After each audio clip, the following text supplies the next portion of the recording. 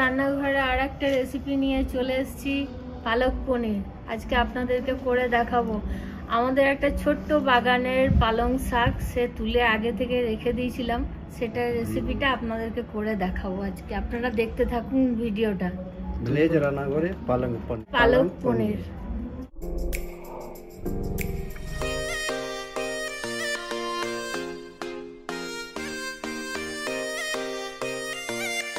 একটু ফুটিয়ে নেব, প্রেসার কুকারের ভিতরে ভরে দিই।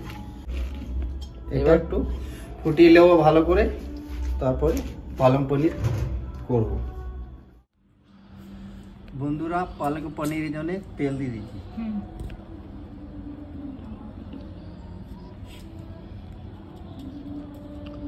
বন্ধুরা, প্রথমে পেঁয়াজটাকে ভাজা ভাজা করে নেব, লাল লাল হয়ে আসবে, তখন আদা বাটা রসুন বাটা ফেলবো। আপনারা দেখতে থাকুন ভিডিওটা।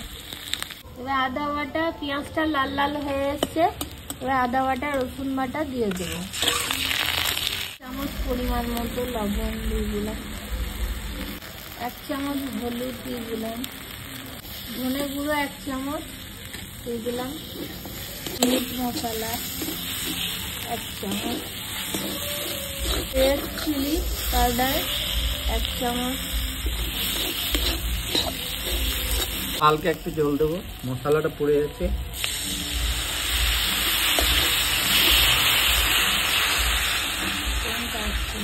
আসবে তবে তো পালক পনির বানাবো। দাঁড়াও, গ্রেভিটা দেখুন কি সুন্দর কালারটা এসছে।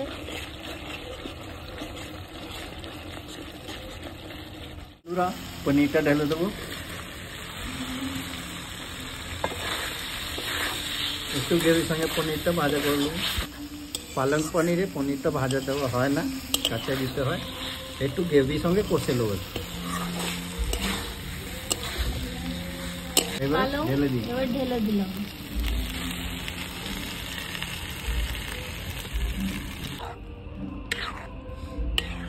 কি খাবি? রুটি খাবি? বাবু সোনা রুটি খাবে? ও বাবা রে বাবা রে বাবা রে, কি হয়েছে? 10 থেকে 15 মিনিট লাগবে, এটা হচ্ছে হয়ে এসছে মোটামুটি। তারপরে পালক পনির রেডি। রুটির সাথে খাবো। আপনারা চাইলে পরোটার সাথেও খেতে পারেন, খুব ভালো লাগবে।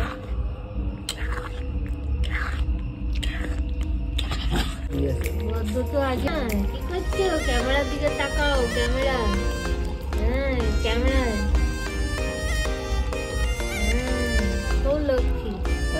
বন্ধুরা, এবারে বাটার দিয়ে দেবো। বাটার দিলে পালং পনিরের টেস্টটা আরো ভালো লাগবে।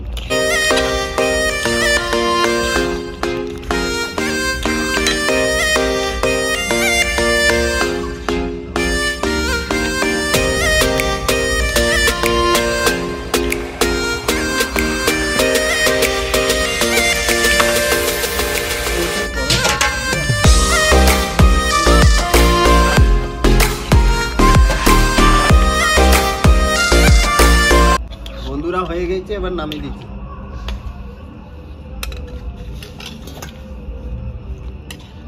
তো উঠে যাওয়া এখান থেকে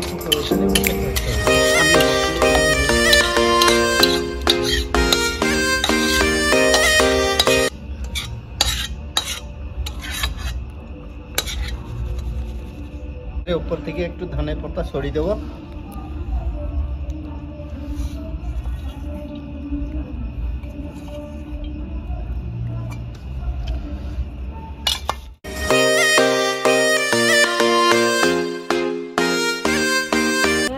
দেখে নি কেমন হয়েছে পালক পনির।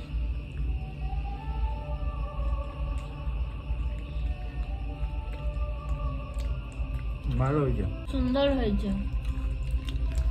বন্ধুরা, আপনারাও বাড়িতে এইভাবে বানিয়ে দেখবেন, খুব ভালো লাগে। আপনারা ভিলেজ রান্নাঘরের চ্যানেলটিতে অবশ্যই একটি সাবস্ক্রাইব করেই যাবেন। ফেসবুক পেজটি ফলো করে দেবেন। আপনারাও কমেন্ট করে জানাবেন। বন্ধুরা জানাবে কিন্তু।